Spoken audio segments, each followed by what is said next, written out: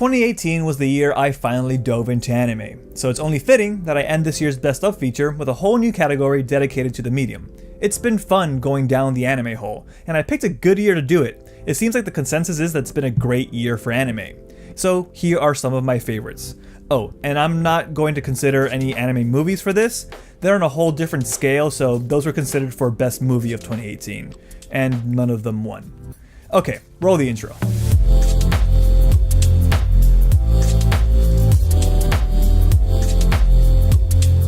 My anime watching this year mainly focused on new series, but I did watch a few older things. Not too many though, which made my decision for Best Old Anime a pretty easy one. Best Old Anime, Konosuba. I love me some shitlord comedies, shows where the cast of characters are completely at fault for whatever terrible yet hilarious situations befall them, and Konosuba is exactly that, but in anime form. I've talked a bit more at length about this show in a previous episode of the Anime Hole, and what I said in that video pretty much still holds true. I still love how the show reminds me of a D&D game. I still find the characters bickering and retaliating against each other endlessly funny, and I still love how the animation style fits perfectly with the kind of comedy the show puts out. I don't have much more to say about Konosuba that I haven't already said. I guess one thing I've never talked about was who was my favorite character in the show, and I think that is honestly Aqua. She is the absolute fucking worst. She's a terrible person and not worthy of anyone's affection. But that exactly is why she's my favorite. The one who causes the most trouble in these shows tends to always be my preferred character. After Aqua, then would come Megumin and Kazuma equally, and then followed by Darkness. Her shtick can get a little old sometimes. Konosuba is incredibly funny and absolutely worthy of being named one of my favorite things I've seen this year. I'm looking forward to that movie coming out in 2019. But out with the old, in with the new, let's talk about my top 3 favorite anime of 2018. Number 3, Grand Blue.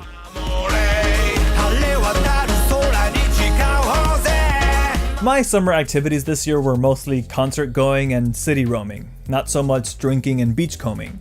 I did those things, just not very often. Instead, I watched them happen in Grand Blue, and that was good enough for me, maybe even better than doing it myself. I looked forward to watching Grand Blue every week, even while I was supposed to be on vacation in New York. I had to carve out time to sit on a couch and watch the latest episode. The debaucherous shenanigans and situational misunderstandings always made for an entertaining 24 minutes. There was never a dull moment in Grand Blue. It's a handful of things that makes the jokes in Grand Blue always land on their feet. The comedic timing is never off, the over-the-top performances from the actors feel appropriate for how ridiculous some of these situations are, and the art style adds this extra layer of visual comedy to the already absurd premise. Remember, this is a show about diving that also happens to have a bunch of naked men acting a fool. Grand Blue is also one of the very few shows this year that made me want to go back and read the source material. I'm generally pretty content with watching adaptations and enjoying them as presented, but the amount of praise behind the manga, along with how much I enjoyed the show, is starting to coagulate into a need to see what happens next after where the show left off. This isn't a guarantee that I'll read it anytime soon, but I think it's likely to happen at some point.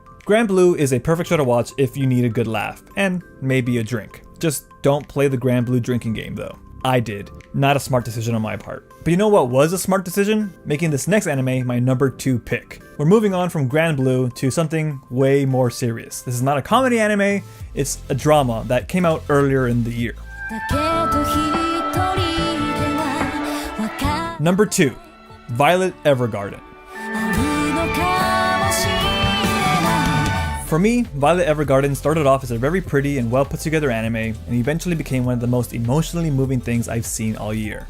I still think about episode 10 every now and then and feel a little frog in my throat. What this show excels in is crafting compelling and meaningful individual stories that support a larger character arc for Violet. Yes, she's the titular character, and the story follows her emotional growth. But I want to go out on a limb here and say that the characters Violet visits in each episode are just as much main characters as she is. Each episode gives us a peek into each client's life, and even though it's a short look in the grand scheme of things, all these characters were fully fleshed out. They weren't archetypes to help Violet learn a specific emotion. They had their own troubles, goals, and backstories that gave them life as complex individuals. And it's those stories that stick with me more than anything. Yes, this show is stunningly beautiful. Yes, it's incredibly well edited. I obsessed over the attention to detail when I first watched it. Hell, I still do.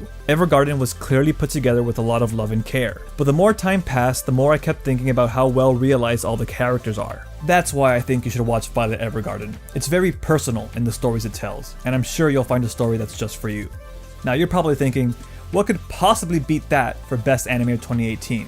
It has to be something more powerful than that, right? Well, depends on what you mean by powerful. Number 1. Hinamatsuri. Crazy that I would name a comedy my anime of the year over a beautifully crafted character drama, but Hinamatsuri is that good. It really is more powerful than Evergarden in that the fun and joy I experienced while watching Hinamatsuri left a stronger impression than the emotional impact of Evergarden. You see, I see a lot of things that move me as deeply as Evergarden did. I don't see a lot of things that feel as tailored to my sense of humor as Hinamatsuri. Hinamatsuri is one of the funniest pieces of media I have ever seen. That is a big deal. I haven't laughed so hard and so consistently at anything this year. Not a movie, not a show, not a singular joke. Nothing. Hinamatsuri had me laughing through tears in more episodes than not. This show fires on all cylinders. The cast delivers the deadpan humor with grace, the animation goes all out with reactionary cutaways, and it even takes breaks from the jokes to give you some genuinely heartfelt moments. Hinamatsuri is also special because it's what I decided to start my anime journey with. Seeing something so great right at the get-go surely helped me decide that anime was something I should keep actively following. Who knows if I would still be watching as much anime as I am now if I had chosen another mediocre or worse show instead of Hinamatsuri. It, like every show on this list, had a huge part in helping me understand what I want in an anime. So I guess you can say it's partially Hinamatsuri's fault I'm an anime fan now. And that's enough to put it on the top of this list. And with that, we close off the Best of 2018 feature. I hope you enjoyed watching these as much as I enjoyed making them. It feels good to bring this feature back to video this year. 2018 gave me back some of that creative energy I had lost, despite the admittedly negative circumstances surrounding that renewed energy.